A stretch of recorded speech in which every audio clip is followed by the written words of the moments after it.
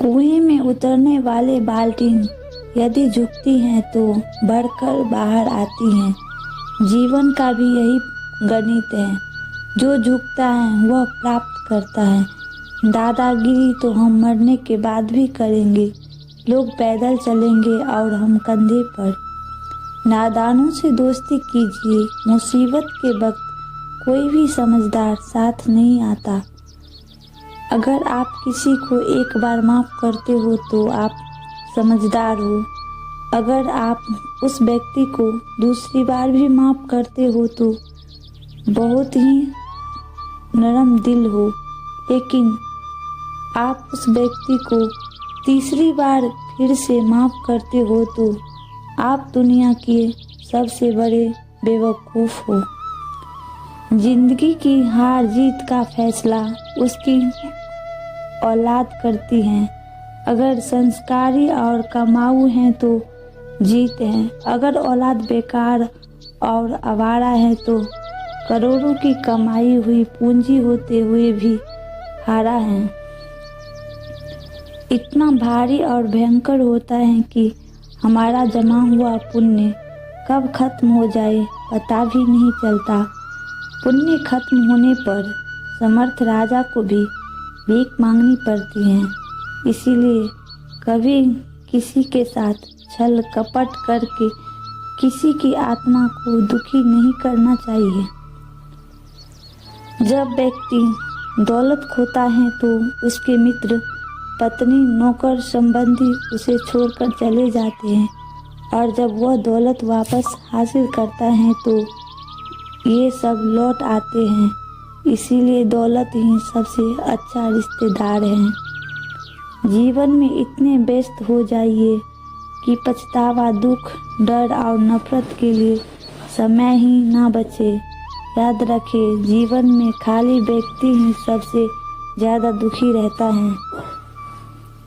पानी के बिना नदी बेकार है, अतिथि के बिना आंगन बेकार है, प्रेम ना हो तो सगे संबंधी बेकार है, पैसा ना हो तो झोली बेकार है और जीवन में गुरु ना हो तो जीवन बेकार है। इसीलिए जीवन में गुरु जरूरी है, गुरूर नहीं। क्षमा वही कर सकता है जो अंदर से मजबूत हो। खोखले इंसान सिर्फ बदले की आग में जलते हैं, वही उसके पतन का कारण है। 4 रिश्तेदार एक दिशा में तभी चलते हैं जब 5वां कंधे पर हो। पूरी जिंदगी हम इसी बात में गुजार देते हैं कि 4 लोग क्या कहेंगे और अंत में 4 लोग बस यही कहते हैं, राम नाम सत्य है। परेशान कौन नहीं है इस दुनिया में। दूसरे की थाली में बस घी ज्यादा दिखाई देता है। अगर एक टेबल पर सबको अपने अपने दुख रख कर बदलने का विकल्प दी जाए तो लोग चुपचाप अपने दुख उठाकर चल देंगे। वो लोग जो मुश्किल की घड़ी में आपको सबसे अच्छी सलाह देते हैं, उन्हीं लोगों ने अपनी जिंदगी में सबसे ज़्यादा बुरा वक्त देखा होता है। धन से बेशक गरीब रहो पर दिल से रहना धनवान। अक्सर झोपड़ी पे लिखा होता है सुस्वागतम और महलों में लिखा होता है कुत्तों से रहे सावधान। भगवान कहते हैं मैं किसी के भाग्य नहीं बनाता हूँ, हर कोई अपना भाग्य खुद बनाता है। तुम आज जो कर रहे हो उसका फल तुम्हें कल प्राप्त होगा और आज जो तुम्हारा भाग्य है वह तुम्हारे पहले किए गए कर्मों का फल है। जो बहू पति से ज़्यादा सास ससुर का ध्यान रखती हैं, उसे पति का प्यार ही नहीं बल्कि सम्मान भी मिलता है। वो रिश्तेदार में भी सम्मानित होती हैं। यदि ज्ञान को उपयोग में ना लाया जाए तो वह खो जाता है। आदमी यदि अज्ञानी हो तो खो जाता है।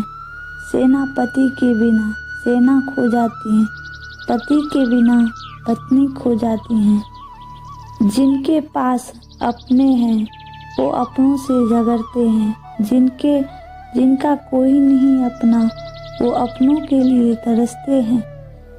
कल ना हम होंगे ना गिला होगा, सिर्फ सिमटी हुई यादों का सिलसिला होगा।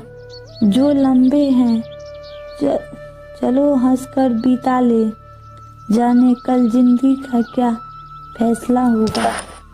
कमजोर व्यक्ति से दुश्मनी ज़्यादा खतरनाक होती है, क्योंकि वह उस समय हमला करता है जिसकी आप कल्पना ही नहीं कर सकते हैं।